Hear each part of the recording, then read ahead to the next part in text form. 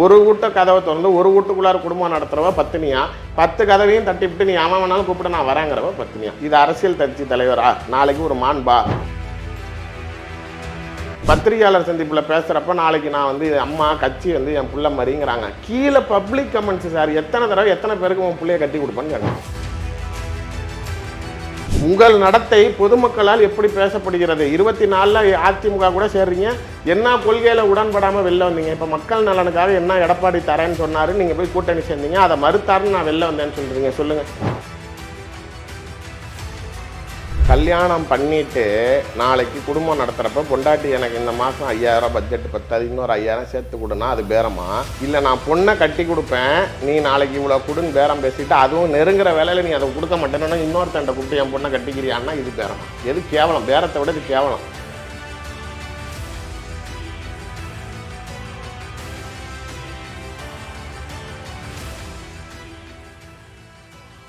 தமிழ்நாடு இப்போ ஒரு கூட்டணிகளை பொறுத்த வரைக்கும் திமுக கூட்டணி அப்படிங்கிறது அப்படியே தான் இருக்குது. அதில் ஒரு பெரிய மாற்றம்லாம் இருக்க வாய்ப்பில்லை. ஏன்னா காங்கிரஸ் இப்போ கடைசி நேரம் தான் வரதான்னு சொல்கிறாங்க.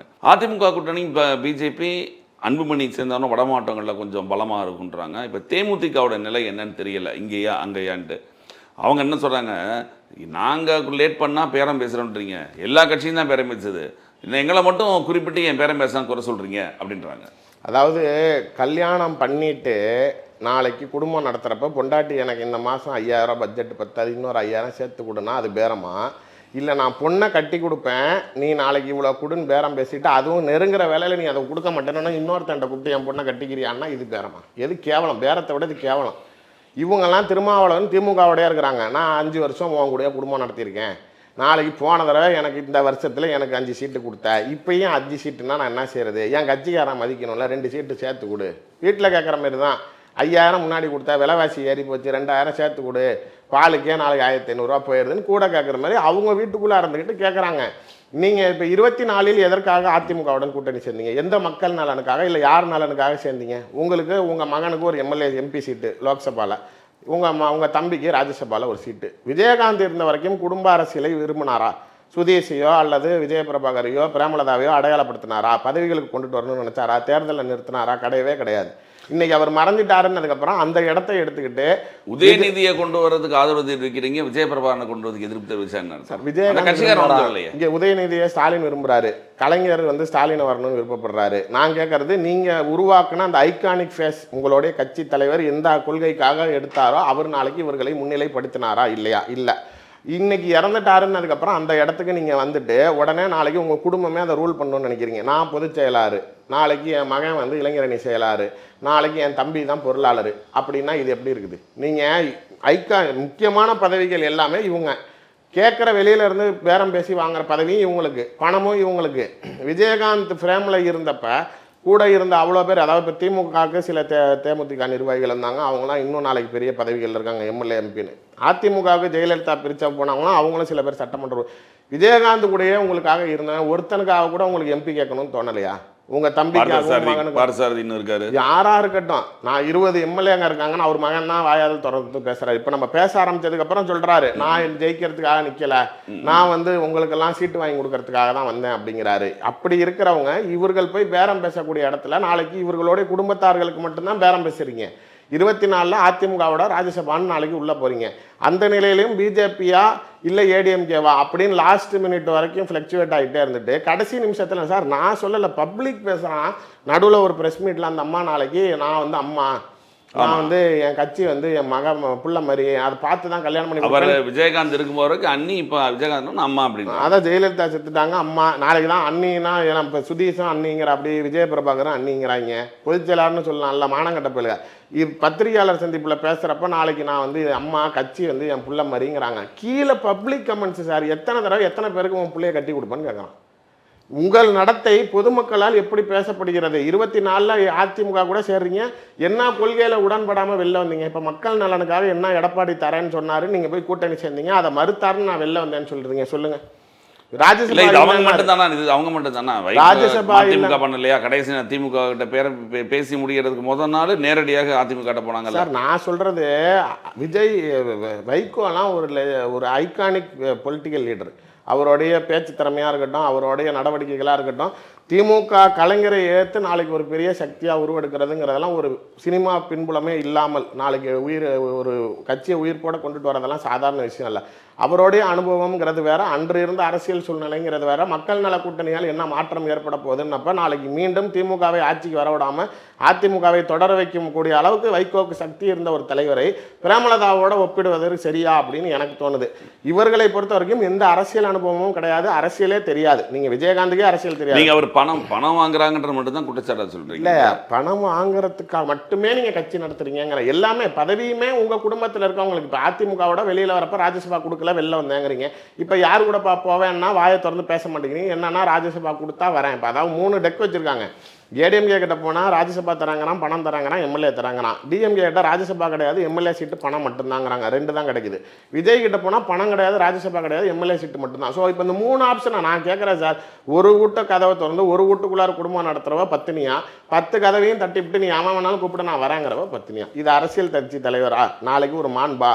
எந்த கோரிக்கை நீங்களே நினைவுபடுத்தி சொல்லுங்க. நாளைக்கு ஒரு பத்திரிகையாளராக பிரேமலதா விஜயகாந்த் அவர்கள் மக்கள் பிரச்சனைக்காக இந்த இடத்துல வந்துச்சா எப்படிலாம் நின்னாங்க சார்? ஒன்று சொல்லுங்க. எந்த விஷயத்துக்காக மக்கள் நலனுக்காக அவங்க வெளில வந்திருக்கிறாங்க? தேர்தல் சமயத்தில் 24 முன்னாடி இதே மாதிரி 6 மாதம் ஷோ பண்ணாங்க. எதுக்குன்னா ராஜ்யசபாவுக்கும் லோக்சபாவுக்கும். இப்போ திரும்பி நாளைக்கு 26க்கு முன்னாடி 6 மாதம் ஷோ பண்ணுறாங்க. எதுக்கு? பணம் திரும்பி சீட்டுக்காகங்கிறப்ப உங்கள் சுயநலம். நான் கேட்டேன் சார், விஜயகாந்த் அவர் மகன் மேடையில் ஏறி பேசினதான் நான் கேட்டேன். எல்லாத்தையும் விற்றுட்டோம், காலேஜ் விற்றுட்டோம், கேப்டன் டிவியை விற்றுட்டோம், எல்லாம் பண்ணிட்டோம். எங்ககிட்ட எதுவுமே இல்லை, ஒரு எண்டவர் காரும் ஒரு இனோவா காரும் மட்டும்தான் வச்சுருக்கோம், கட்சிக்காக செலவு பண்ணுறோம் அப்படின்னு சொல்லி பேசினார். நீங்கள் நடைப்பயணம் போகிறதுக்கு முன்னாடி 10 கோடி ரூபாய்க்கு மட்டும் கார் எடுத்தீங்க. அந்த கார் நம்பரோட என்னென்ன காருன்னு எடுத்து கொடுத்தேன். ஏன்பா இதெல்லாம் ஒரு லிஸ்ட்டில் போயிருச்சுன்னு. இவங்க அம்மா நாளைக்கு அவரோட விஜய் பிரபாகர் பிறந்த நாளைக்கு போர்ஸ் கார் வாங்கி இப்படி பேசுகிறீங்க. உங்களுக்கு மிரட்டல்கள்லாம் வராதா?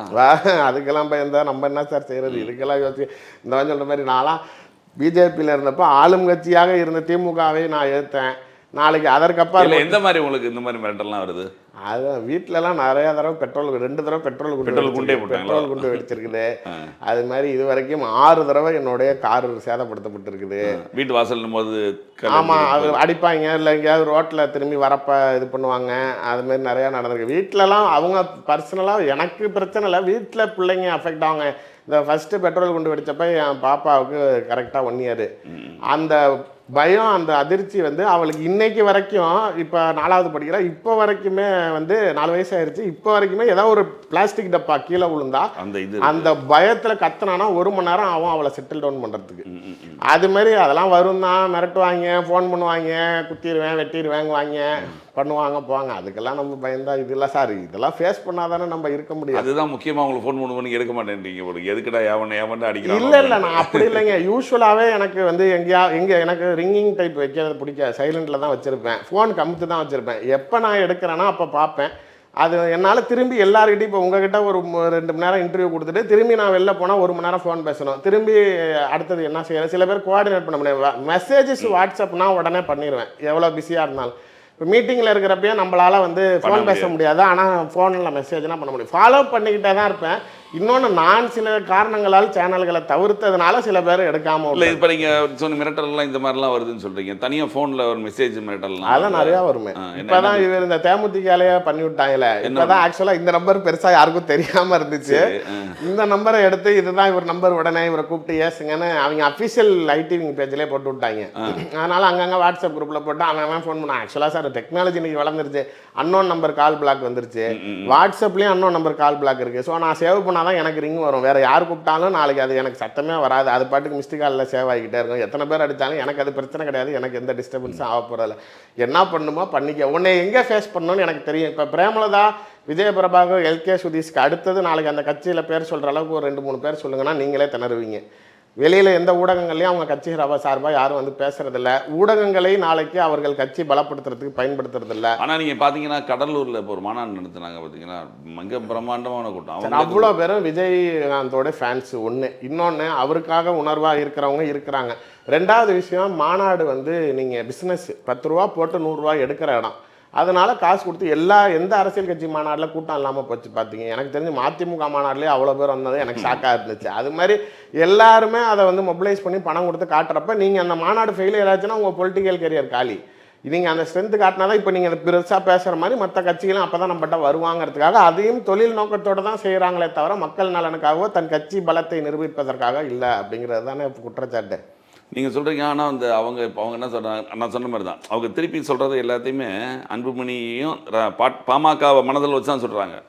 அவங்க பேரம் பேசினா பேச மாட்டேன்றீங்க, எங்களை மட்டும் பேசுனா அவங்களோட திருப்பி சொல்கிறாங்க. அல்ல அவங்க நான் தான் சொல்கிறேன்ல சார், அவரையுமே நான் டேமேஜ் பண்ணி பேசிக்கிட்டு தான் இருக்கேன். நான் ஒன்றும் அவரை வந்து நல்லவர் தியாகி வல்லவர்னு சொல்ல. பட் அவரை பொறுத்த வரைக்கும் கூட நான் இந்த இடத்துல இருக்கேன் அப்படிங்கிறத கொஞ்சம் லாஸ்ட் மினிட் நெக்கு வரைக்கும் கொண்டுட்டு போக மாட்டேங்கிறாரு. இப்போ நாளைக்கு இப்போ ராஜ்யசபா தேர்தலே வரல, அவங்களுக்குள்ளார பேசினாங்க, உடன்பட்டாங்க, பிரதமர் மோடி வரத்துக்குள்ளார ஒரு பிக்சர் காட்டுங்கன்னாங்க, அவர் உள்ளே போயிட்டாரு. நாளைக்கு அப்பா கிட்ட சண்டை போட்டாலும் எனக்குன்னு ஒரு ஐக்கான் இமேஜ் இருக்குது, நான் போகிறேன்னு போயிட்டார்ல.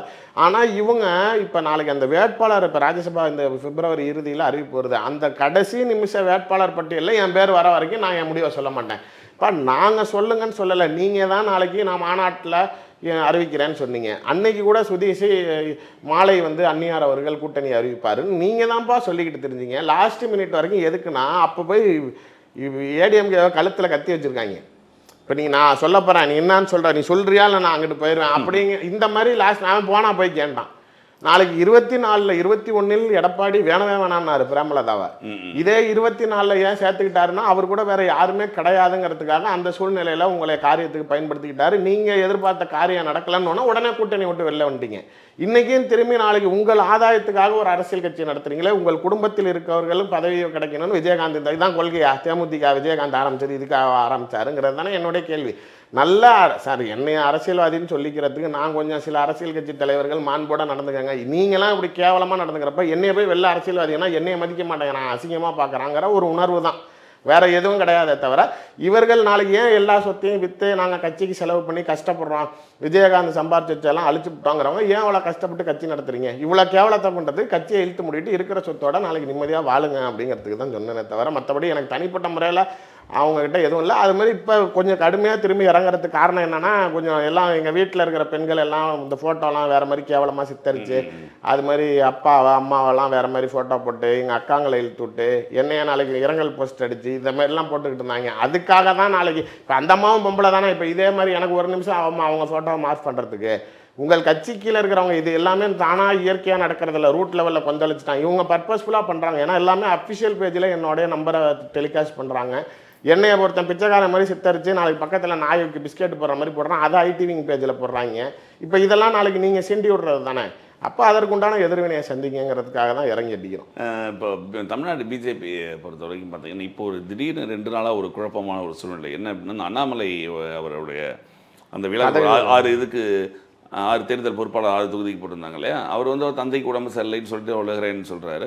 அது நயனா நாகேந்திரன் சொல்லியிருக்காரு. ஆனாலும் தகவல்கள் என்ன அப்படின்னா இவங்க ரொம்ப அதிருப்தியில் இருக்காங்க, அவருக்கு முக்கியத்துவம் சரியாக கொடுக்கப்படவில்லை அப்படின்னு சொல்கிறாங்க. அது சரியாது இல்லை. நீங்கள் என்னை பொறுத்த வரைக்கும் அவருக்கு அந்த முக்கியத்துவம் இல்லைங்கிற வருத்தம் இருக்குது. அதுக்கு அப்பாற்பட்டு இப்போ அவருக்கு சட்டமன்ற வேட்பாளராக அவர் நிற்கணும்னு விருப்பப்படுறாரு. அதுக்கு வந்து பிஜேபியிலேருந்து அவருக்கு ஒப்புதல் வரலைங்கிற விரக்தியில் தான் இந்த மாதிரி பண்ணுறாரு. அவர் அப்பா கிட்ட பெருசாக டிஸ்டன்ஸில் இருந்தால்தான் ஆரம்ப காலத்துலேருந்தே கல்லூரி காலத்துலேருந்தே அவருக்கும் அவங்க அப்பாவுக்கும் பெரிய ஒரு கான்டாக்ட் கிடையாது. அவங்க அம்மா தான் பிரிட்ஜு. என்கிட்ட நான் பிஜேபியில் இருக்கிறப்ப கூட ஒரு தடவை அவரும் நானும் அவங்க வீட்டில் நைட்டு 2:30 மணிக்கு சாப்பிட போனோம். அப்போ சொன்னார் 6 மாதம் ஆச்சு பிரதர் அப்பாவை பார்த்து இப்போ தான் நேரம் கிடச்சிது அப்படின்னாரு. அது மாதிரி அவ்வளோ டிஸ்டன்ஸில் இருந்தவர் வேலை இருந்தால் இவர் இதனால நான் விட்டுட்டு வரேன், இப்போ டயாலிசிஸ் பண்ணால் கூட டாக்டர் தானே பண்ண போகிறாங்க, நீங்கள் என்ன பண்ண போகிறீங்க, அதனால எனக்கு அவர் வேற நமக்கு கொடுக்கல அப்படின்ற ஒரு தேசிய அளவில் முதல்ல பதவி எதிர்பார்த்தாது. இல்லை எதுவுமே கொடுக்கல. நீங்கள் மாநில இது வரைக்கும் பாஜக மாநில தலைவராக இருந்த எல்லாரையுமே எடுத்ததுக்கப்புறம் எல்முருகன் எடுத்த உடனே மத்திய மந்திரி, தமிழிசை கவர்னர், பொன் ராதாகிருஷ்ணன் மத்திய மந்திரி, அது மாதிரி எல்லாருக்கும் இப்போ சிபிஆரை வைஸ் பிரசிடென்ட் வரைக்கும் கொண்டுட்டு போயிட்டீங்க. இது மாதிரி எல்லாருக்கும் இருந்தப்போ எனக்கு எந்த ஒரு இதுவும் செய்யலை. அதுக்கு அப்பாற்பட்டு தேசிய பதவி தரேன்னீங்க, எம்பி தரேன்னீங்க, இது மாதிரியான தொடர்ச்சியான சில விஷயங்கள்ல அதுக்கப்புறம் மேலே எனக்கு எதுவும் செஞ்சு தரலாங்கிற விரக்தி. இன்னொன்று இப்போ அவருக்கு எம்எல்ஏ ஸ்டேட் பாலிடிக்ஸ் தான் அவருக்கு ஒர்க் அவுட் ஆகும்னு அவர் நினைக்கிறார். அதனால தான் அரவக்குறிச்சியில் நின்னா திரும்பி செந்தில் பாலாஜி தோக்கடிப்பாருங்கிறதுனால இப்போ கம்ப்ளீட்டாக கோயம்புத்தூருக்கே ஃபேமிலியோட ஷிஃப்ட் ஆகிட்டார். ஏன்னா கோயம்புத்தூரில் தான் இப்போ நிற்கிறதா பிளான் பண்ணுறாரு. அந்த நேரத்தில் இப்போ நாளைக்கு எடப்பாடி அதுக்கு சம்மதம் தெரிவிக்க மாட்டேங்கிறாரு. நீங்கள் அண்ணாமலைக்குனா நான் சீட்டு தர மாட்டேன், கோயம்புத்தூரில் உங்களுக்கு கான்ஸ்டிடுவன்சி ஒதுக்குறேன். அவங்க இப்போ எப்படி கேட்குறாங்க, நயினார் நாகேந்திரனை விட இங்கே எடப்பாடி சொல்கிறது தான். ஆமாம், இப்போ அது நயினார் நாகேந்திரனே எடப்பாடி சொல்கிற ஆக்சுவலாக என்ன செய்வாங்க முன்னாடினா, தேசிய தலைமை பிஜேபியோட மாநில தலைவருக்கு தகவல் தெரியப்படுத்தினதுக்கு அப்புறம் பிஜேபியோட மாநில தலைவர் போய் கூட்டணி கட்சி தலைவரோட ஆலோசனை பண்ணுவாரு. இதான வழக்கம். இப்ப என்ன நடக்குது அப்படின்னா, எடப்பாடி வந்து நயினார் கிட்ட சொல்றாரு, நயினார் போய் டெல்லியில சொல்றாரு. இவர் சொல்றது தான் நடக்குதே தவிர அவங்க டைரக்டா பேசிக்கிறாங்க. இவர் எடப்பாடி கீழங்கிற மாதிரி ஆயிட்டாரு. இப்ப பிஜேபியோட மூத்த தலைவர்களே பல பேர் சொல்றது, அதிமுகவை அனுசரிக்கக்கூடிய ஒரு பாஜக தலைவரை போடல, அதிமுகல இருந்தே ஒரு பாஜக உண்மையிலேயே அதிமுகல இருந்தவர் தான். அவர் அதாவது அந்த பிராண்டிங்க்கு அப்பாற்பட்ட அவரோட நடவடிக்கைகளே அப்படிதான் இருக்குது. அடையாள அட்டை மட்டும் மாற்றப்பட்டிருக்கு. கம்ப்ளீட்டா நாளைக்கு வந்து அங்க இருந்தே ஒருத்தர் கூட்டு வந்த மாதிரி இருக்குங்கிறப்ப அவர் எந்த சூழ்நிலையிலும் எடப்பாடி இந்தவன் சொல்ற மாதிரி வடிவேல் பின்னாடி பக்கத்துல வழிவிடு நம்ம விசுவாசமா கூட்டு வருவான்ல, அந்த மாதிரி அவர் ஆயிட்டாரு. அவர் எந்த சூழ்நிலையிலையும் அண்ணா நீங்கள் டென்ஷன் ஆகாதீங்க, இவன் தானே நான் உங்களை பாடுபடுத்துறேன், நான் பார்த்துக்கிறேன், நீங்கள் உடுக்கின டென்ஷன் ஆகாதீங்கன்னு இவர் விட்டு அடிக்கிறாரு அவரை. அந்த ஒரு விரக்தியாக அண்ணாமலையால் வெளியில் எப்படி ஷோ பண்ணிக்கிறேன்னு தெரில. இன்னொன்று, ஒரு பெரிய பதவியில் இருந்து நானும் உண்மையிலே நான் ஐபிஎஸ் ஆகணும்னு என்னுடைய ஆசை. நான் படித்தது போனது, நான் என்சிசியில் தான் ரொம்ப கஷ்டப்பட்டேன். நான் எங்கள் அப்பா என்னை வளர்த்ததுக்கும் நான் படித்த பள்ளியில் இருந்த எனக்கு சுகத்துக்கும் நான் போய் என்சிசியில் போனப்பெல்லாம் ரொம்ப சிரமங்கள் பட்டேன். எதுக்கானா இந்த ஏ சர்டிஃபிகேட் கொடுப்பாங்க, இந்த ஐபிஎஸ்ல அதுக்கு 2 மார்க் உண்டு. அந்த 2 மார்க்கில் நாளைக்கு உனக்கு மாறும்னாங்கன்னு நான் அதுக்கெல்லாம் போய் நின்னவன். எனக்கு திமுக அரசியல் ஆசையெல்லாம் இப்போ பெருசாக இல்லை. பட் எனக்கு அந்த சமயத்தில் என் மேலே வழக்கு பதிவாயிருச்சு. ஒரு கலைஞர் முதலமைச்சராக இருக்கிறப்ப எங்கள் அப்பா டீமுக்கும் நேருக்கும் கொஞ்சம் பிரச்சனையாக போக 2 பக்கத்து எஃப்ஐஆர் விழுது. அப்போ அந்த வழக்கு முடியட்டும், அதுக்கப்புறம் திரும்பி சிவில் சர்வீஸ் போகலான்னு அதுக்குள்ளார நம்மளை இந்த திமிங்கலம் நம்மளை இழுத்துருச்சுங்கிற மாதிரி. நான் ஐபிஎஸ் ஆயிருந்தேன்னா சத்தியமாக அரசியலுக்கு வந்திருப்பேன்னா வரமாட்டேன். அது மாதிரி எவ்வளோ படிச்சுட்டு அந்த என்னோடைய கனவாக இருந்த இடத்துலேருந்து ஏன் நீங்கள் வந்தீங்கன்னா நான் பல தடவை அண்ணாமலைகிட்ட கேட்பேன். அப்படி இருந்த நிலையில் இப்போ அவ்வளோ பெரிய பதவியை விட்டுட்டு வந்துட்டார். இருந்த மாநில தலைவருக்கு அவருக்கு இருந்த ஒரு பெரிய கட்டமைப்பு பின்பத்தை உடைச்சிட்டாங்க. இப்போ திரும்பி அடுத்த சர்வைவலுக்கும் வேறு வழி இல்லை. தனி கட்சி தொடங்குறான்னா மேலே இருந்து கட்டை எடுத்துகிட்டு வராங்க. இருக்கிற கட்சியில் எம்எல்ஏ கொடுங்கடானா அதுவும் முடியாதுங்கிறீங்க. அப்படிங்கிறப்ப ஒரு மனிதன் அவருடைய மனநிலைங்கிறப்ப ஒரு விரக்தி இருக்க தானே செய்யும். ஆனால் அது ஒரு பெரிய இப்போ ஏற்கனவே பார்த்தீங்கன்னா அதிமுகவில் இருக்கிற தலைவர்களுக்கும் பாஜகவோட தலைவர்களுக்கும் இணக்கமாக இருக்கலாம். கீழே கிரவுண்ட் லெவலில் வேலை பார்க்கறதுக்கு ஜெல் ஆயிடுச்சுங்க. முன்னாடி அண்ணாமலை எடப்பாடி இருந்தப்ப ஜெல் ஆகுமான்னு கேட்டிங்கன்னா ஜெல் ஆகாது. பட் இப்போ நயினார் வந்ததுக்கப்புறம் அது உண்மையிலே கிரவுண்ட் லெவலில் நல்லா ஜெல் ஆகிடுச்சு. பட் ஆனால் ஸ்ட்ரென்த் குறைஞ்சிருச்சு. பிஜேபிக்கு முன்ன அளவுக்கு ஸ்ட்ரென்த் இல்லை. அண்ணாமலை கிட்ட இருந்தப்போ ஒரு தன்னாட்சியான ஒரு கூட்டம் வந்துச்சு, பின்னாடி அவர் பின்னாடி ஒரு ஆரவாரம் பண்ணுறதுக்கு இருந்துச்சு. பிஜேபி வளர்ந்துருச்சுங்கிற அளவுக்கு ஒரு ஸ்ட்ரென்த் இருந்துச்சுல. இப்போ அது டைல்யூட் ஆயிடுச்சு. கிட்டத்தட்ட திரும்பி பிஜேபி நோட்டாவுக்கு உண்டான ஒரு கட்சி மாதிரி ஆயிடுச்சு. பட் ஆனால் கிரவுண்ட் லெவலில் இப்போ இருக்கிற நிர்வாகிகள் எல்லாம் ஏடிஎம்கேவோட நல்லா ஜெல் ஆகி தான் இருக்கிறாங்க. அடிப்படை தொண்டர்களும் இருக்காங்க, அதெல்லாம் ஒன்றும் பிரச்சனை இல்லை. இவர் அண்ணாமலை பிரச்சனை பண்ற அவரோட இந்த மனவருத்தத்தினால ஒரு சில குழப்பங்கள் இருந்துச்சு. பட் இப்போ நானே நினைச்சேன் அது ப்ராபபிளி திரும்பி உட்காராதுன்னு நினைச்சேன். பட் என்னை பொறுத்த வரைக்கும் அவங்களுக்குள்ளாத நல்லா செட் ஆகி ஜெல் ஆயிட்டாங்க.